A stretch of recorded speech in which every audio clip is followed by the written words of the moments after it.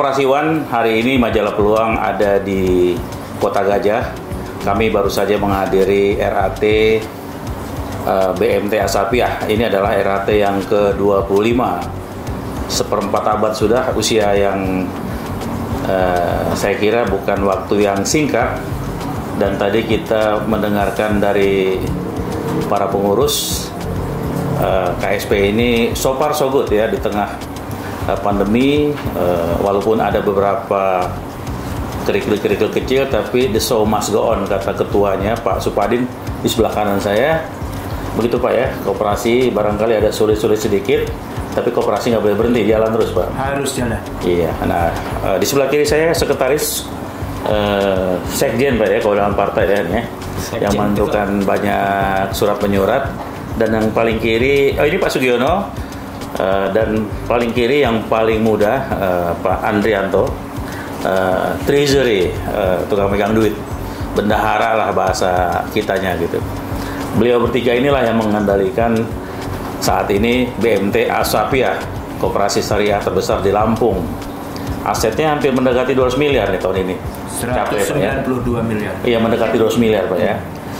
Dan tadi kita mendengarkan sedikit feedback dari Pak Supadin bahwa sepanjang 2022 memang ada beberapa hal yang perlu dibenahi karena tahun-tahun lalu itu kita menghadapi simpanan yang lebih banyak ketimbang pinjaman Pak ya. Betul. Ya, sehingga ada dana sekitar 40-an miliar yang harus dikelola agar tidak menjadi idle berkepanjangan. Kita mau tahu seperti apa kira-kira dana-dana yang masih mampir di bendahara ini supaya bisa kita kelola dan bermanfaat kepada anggota. Pak, barangkali Bapak bisa ceritakan strategi 2023 BMT Asapiah. Iya, terima kasih Pak Irsad. Bapak-bapak yang menyaksikan ini, mohon juga dukungannya buat Asapiah. Yang pertama, terima kasih atas dukungannya. Yang kedua, memang di lembaga kita tahun-tahun ini cukup luar biasa, simpanan itu sungguh tidak terduga, kepercayaan masyarakat semakin meningkat, sehingga dana yang ada di BMT Asapiah itu boleh dikatakan idle, terlalu banyak.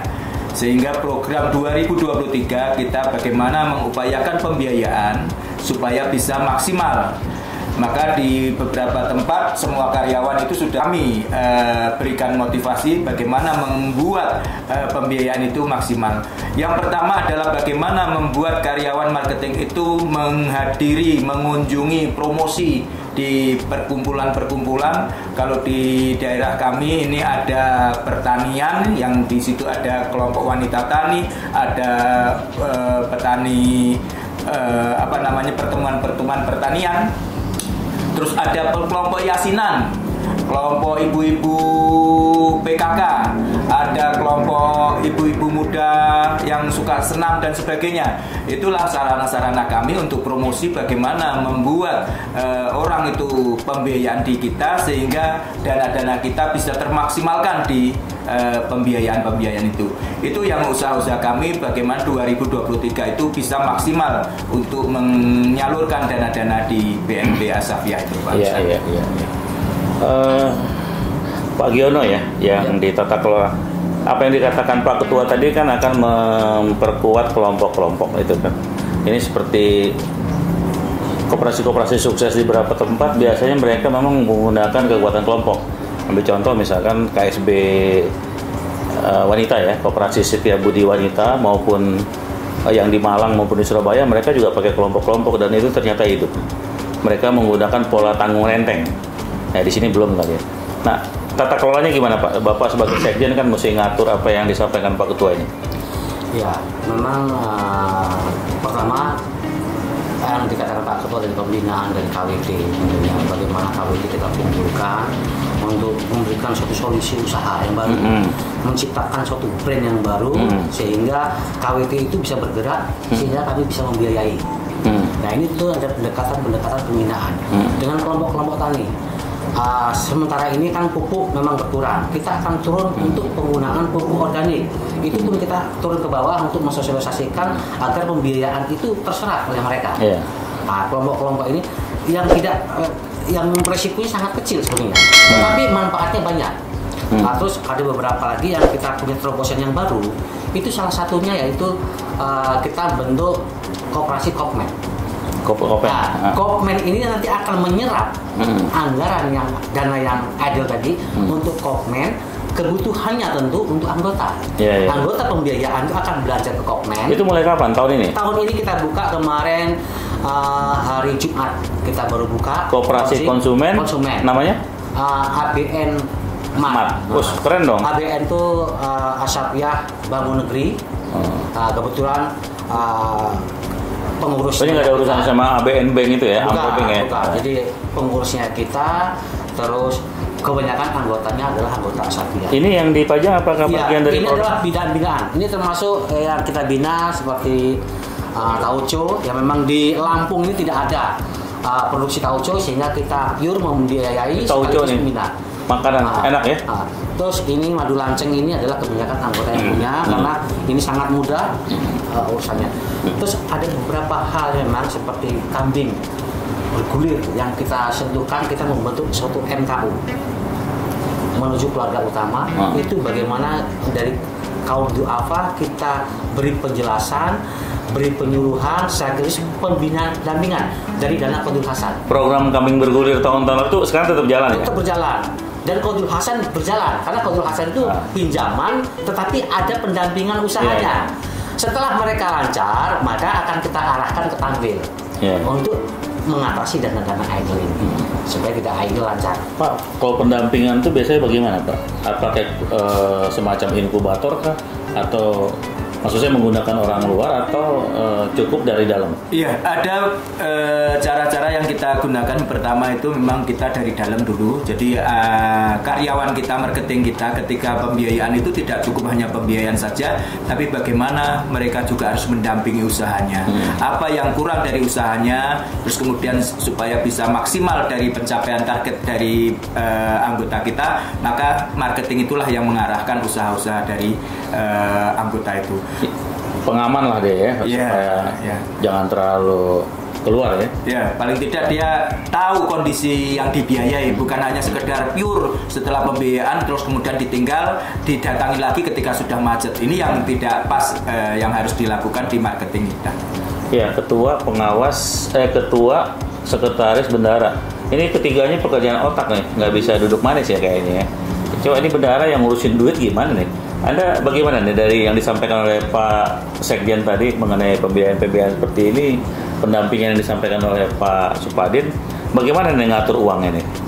Baik, Pak Mirsad, dari apa yang disampaikan oleh Bapak Ketua, oleh Bapak Sekretaris, memang kita banyak dana, tapi bahwa perlu diingat kita juga harus memikirkan dengan resiko.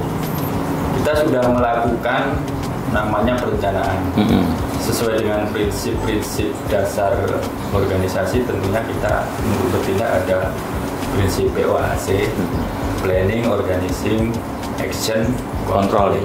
Tentu tetap kita terapkan hal-hal tersebut. Karyawan-karyawan kita sudah dibekali dengan pelatihan-pelatihan dan terus kita bekali dengan pelatihan-pelatihan.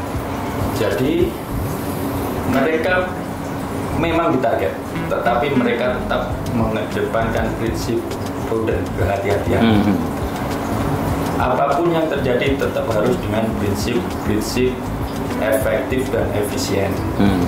Karena untuk mencapai hasil yang maksimal tentunya kita harus efektif dan efisien.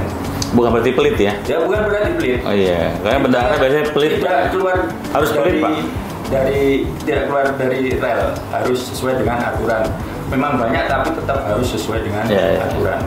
Target harus tetap dilaksanakan. Silakan target mereka berinovasi dengan apa yang disampaikan Bapak Ketua, datang ke kelompok tani. Apa yang disampaikan oleh Bapak Sugiono yang dari kelompok-kelompok penyaluran siswanya itu dibiayai terus. Kalau sudah berkembang usaha mereka, maka akan beralih ke pembiayaan yang tampil dalam artian ada mereka naik kelas. Dalam artian naik kelas, itulah kesempatan kita untuk menyalurkan dana-dana kita yang idle. Selain dengan tadi membuka koperasi konsumen untuk pembiayaan kita agar koperasi konsumen juga ada modal dan akhirnya juga bisa. Boleh tahu alokasi untuk ABN Mat itu? Alokasi ABN Mat kita tentunya ada alokasi tersendiri, artinya kita melihat kondisi keuangan kita juga. Sesuai target kita sudah mentargetkan bahwa tahun ini kita satu usaha, yaitu usaha retail atau yang kita sebut ABN Mat tadi. Kedepannya harus sesuai program lagi, by design, tidak ada yang ujuk-ujuk atau tiba-tiba. Ya, harus semuanya dengan ada strategi planningnya ya. Harus sesuai planning dengan menyesuaikan dengan kondisi keuangan kita. Kalau kondisi keuangan kita memungkinkan, oke, kita harus cepat berlari untuk mengeluarkan dana kita yang ideal, itu saja mungkin. Baik, saya jelasin terkait dengan dana yang kita gunakan untuk ABN. Jadi ABN Mart itu bukan semata-mata dana anggota di BMT ini terus kemudian kita arahkan ke sana, tapi bentuknya adalah pembiayaan dengan ABN Mart. Jadi tidak, nanti kalau bahasa yang dikeluarkan adalah dana BMT untuk ABN Mart itu salah. Tapi adalah pembiayaan, sehingga pembiayaan itu ada bagi hasil, ada keuntungan yang kita terima dari usaha itu. Jadi ke